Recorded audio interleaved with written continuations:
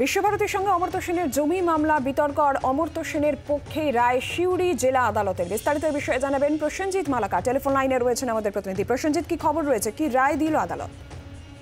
দেখো, প্রথমেই তোমাকে বলি যে অমর্ত্য সেনের বিরুদ্ধে যে 13 ডেসিমেল জায়গা দখল করা বা দখল করে রাখার যে অভিযোগ বিশ্বভারতী কর্তৃপক্ষ তুলেছিল তা কার্যত সিউড়ি আদালতে নস্যাৎ হয়ে গেল।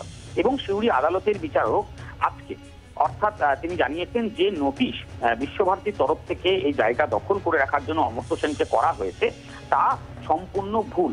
অর্থাৎ সেক্ষেত্রে দাঁড়িয়ে তিনি অন্যদিকে বলা যেতে পারে তিনি স্পষ্ট করে দিলেন যে অমর্ত্য সেন কোনো জায়গা দখল করে রাখেননি।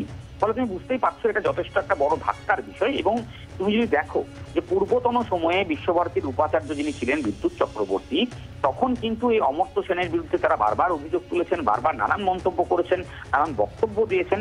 যদিও নতুন উপাচার্য অর্থাৎ ভারপ্রাপ্ত উপাচার্য আসার পরে বিশ্বভারতী কর্তৃপক্ষের তরফ থেকেও কিন্তু মামলাটি লড়া হয়েছে এবং মামলাতে তারা এই মুহূর্তে দাঁড়িয়ে কার্যত বলা যায় মামলা হেরেছেন, অর্থাৎ অমর্ত্য সেনের জয়লাভ হয়েছে। ফলে সেই জায়গায় দাঁড়িয়ে তুমি বুঝতেই পারছো আগামীতে বিশ্বভারতী কর্তৃপক্ষ কোনো ব্যবস্থা নেয় কিনা বা কোনো উচ্চ আদালতে আবারও আবেদন করে কিনা সেটা অবশ্যই দেখার বিষয়ে দাঁড়াবে। তবে আপাতত একটা কথা বলা যেতে পারে, তুমি জানো যে অমর্ত্য সেনের পাশে মুখ্যমন্ত্রী দাঁড়িয়েছেন, অমর্ত্য সেনের পাশে সকলে প্রশাসনিক লোক যথেষ্ট বিস্তৃত যারা ব্যক্তিরা রয়েছেন তারাও পাশে দাঁড়িয়েছিলেন। ফলে সে জায়গায় দাঁড়িয়ে অমর্ত্য সেনের যে জয় হলো বা তিনি কোনো জায়গা দখল করে রাখেননি তা সিউড়ি আদালতে যে আজকে স্পষ্ট হয়ে গেল সেটা কিন্তু বলার অপেক্ষা। বাংলার আওয়াজ, বাঙালির আবেগ, জি 24 ঘন্টা।